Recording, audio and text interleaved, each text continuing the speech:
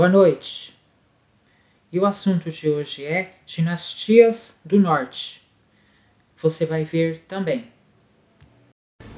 Império Maurya.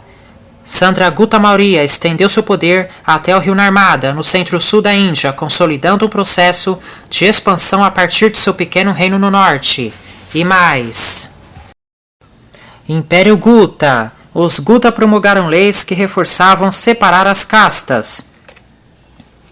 Mas as épocas de estabilidade econômica ocorridas no período facilitaram o enriquecimento e a ascensão social, de tal maneira que, ao final do século IV, verificou-se grande movimento entre as castas.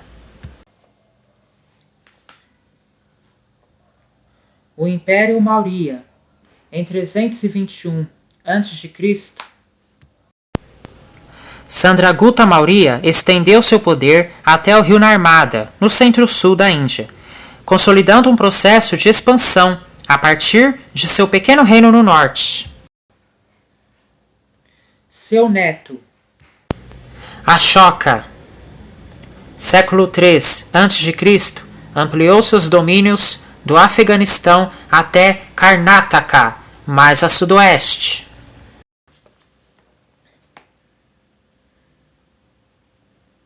convertendo-se ao budismo, Ashoka, considerado um dos maiores governantes da Índia, difundiu preceitos budistas por todo o império. Os súditos deveriam, entre outros ensinamentos, respeitar todas as outras religiões, praticar a caridade e evitar a matança de animais.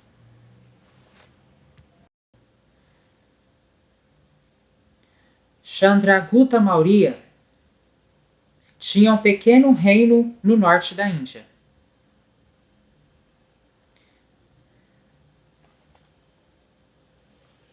A partir do momento em que Chandragupta Maurya estendeu seu poder até o rio Narmada,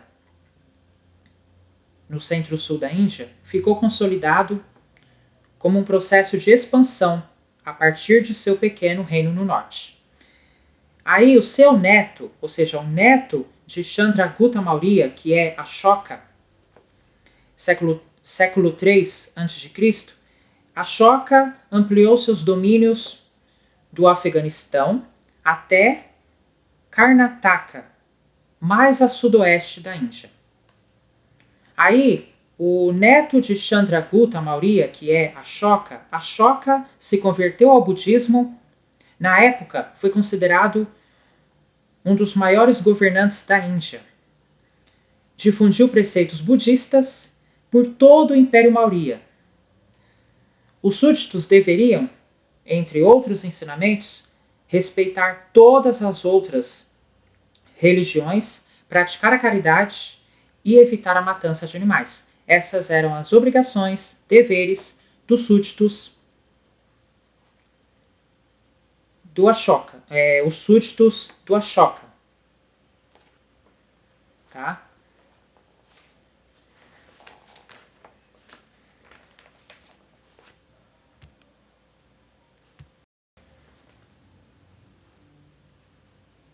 O Império Gupta. No período Gupta, nos séculos IV e V, o imperador governava auxiliado por um alto sacerdote e um conselho de ministros. O corpo de funcionários administrativos era composto por magistrados, secretários, escribas, coletores de impostos, guardiões dos armazéns reais, etc. Foi um período que pôs fim às instabilidades políticas dos séculos anteriores. A capital do império era dirigida por um prefeito e um conselho municipal. As províncias eram governadas por príncipes cuja autonomia era limitada. Seguiam-se distritos e aldeias, comandados por chefes que cobravam impostos e exerciam a justiça. Os Gupta promulgaram leis que reforçavam a segregação por castas. Mas as épocas de estabilidade econômica ocorridas no período facilitaram o enriquecimento e a ascensão social de tal maneira que, ao final do século IV, verificou-se grande movimento entre as castas. Então, pessoal, o Império Gupta, o imperador não governava sozinho. Ele era auxiliado por um alto sacerdote e um conselho de ministros. Os funcionários que faziam parte da administração do Império Gupta eram os magistrados, secretários, escribas, coletores de impostos, guardiões dos armazéns reais, etc. Os Gupta promulgaram leis para separar as castas. Mas as épocas de estabilidade econômica ocorridas no período do Império Gupta facilitaram o enriquecimento e a ascensão social. A ascensão social é quando uma pessoa passa a ter mais poder aquisitivo, subindo de classe. De tal maneira que, ao final do século IV, verificou-se grande movimento entre as castas. Ou seja, por que houve um grande movimento entre as castas? Por quê?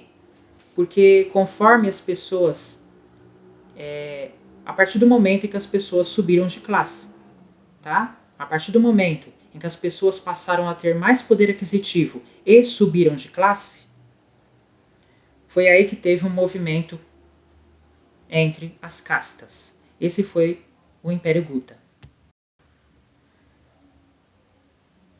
A nossa aula termina por aqui. Boa noite para você e até semana que vem.